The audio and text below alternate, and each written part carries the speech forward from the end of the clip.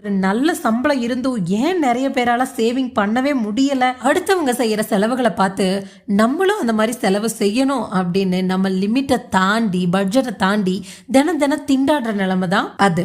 Long டேர்ம்ல financial success அடைஞ்சவங்க நம்மளை பத்தி மத்தவங்க என்ன நினைப்பாங்களோ அப்படின்னு பொருட்படுத்தாத மைண்ட் செட்ல இருப்பாங்க.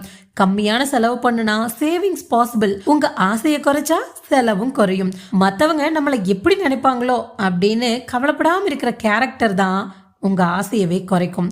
பொருளாதாரத்தை விட மைண்ட் செட்டை பொறுத்து தான் உங்ககிட்ட பணமே வந்து சேரும். ஒரு சில பேர் பணத்தை சேமிக்கிறதுக்கு காரணமே என்ன தெரியுமா? அவங்க ஒரே செட்டில்மெண்ட்டை வீடோ இல்லை வண்டியோ வாங்குறதுக்காகவோ இல்லை தங்களோட ரிட்டையர்மெண்ட் டேஸ்க்கு ஹெல்ப்ஃபுல்லாக இருக்கணும் அப்படிங்கிறதுக்காகவோ தான். இதுவும் பெஸ்டான ஒன்று தான். பட் பர்டிகுலரா ஒரு பொருளை வாங்குறதுக்காக மட்டும் சேமிக்கணும்னு அவசியம் இல்லைங்க. சேமிக்கிறதுக்காகவே சேமிக்கலாம். எல்லாரும் அப்படிதான் செய்யணும். எக்ஸ்பெக்டேஷன் நிறைஞ்ச இந்த உலகத்துல எதையோ ஒன்ன